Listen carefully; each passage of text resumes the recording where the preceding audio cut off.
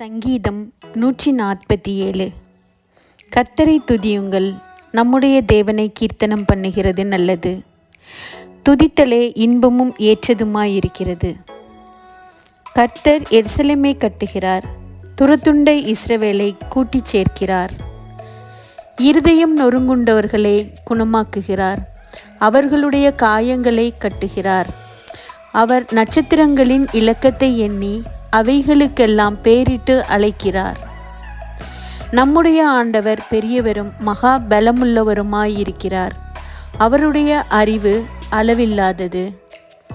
கர்த்தர் சாந்த குணமுள்ளவர்களை உயர்த்துகிறார், துன்மார்க்கரை தரை மட்டும் தாழ்த்துகிறார்.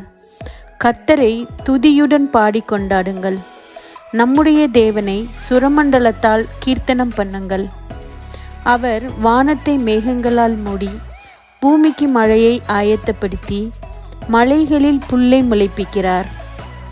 அவர் மிருக ஜீவன்களுக்கும் கூப்பிடுகிற காக்கை குஞ்சுகளுக்கும் ஆகாரம் கொடுக்கிறார். அவர் குதிரையின் பலத்தில் விருப்பமாயிரார், வீரனுடைய கால்களில் பிரியப்படார். தமக்கு பயந்து தமது கிருபைக்கு காத்திருக்கிறவர்கள் மேல் கர்த்தர் பிரியமாயிருக்கிறார்.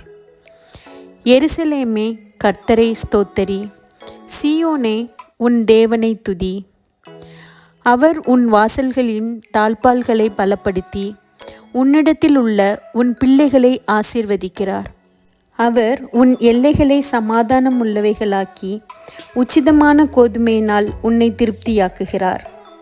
அவர் தமது வார்த்தையை பூமியிலே அனுப்புகிறார், அவருடைய சொல் மகா தீவிரமாய் செல்லுகிறது.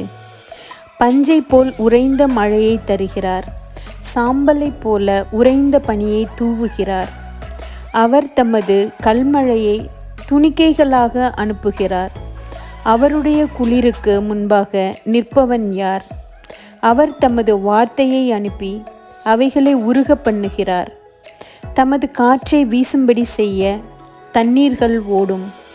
யாக்கோபுக்கு தம்முடைய வசனங்களையும் இஸ்ரவேலுக்கு தமது பிரமாணங்களையும் தமது நியாயங்களையும் அறிவிக்கிறார். அவர் வேறே எந்த ஜாதிக்கும் இப்படி செய்ததில்லை.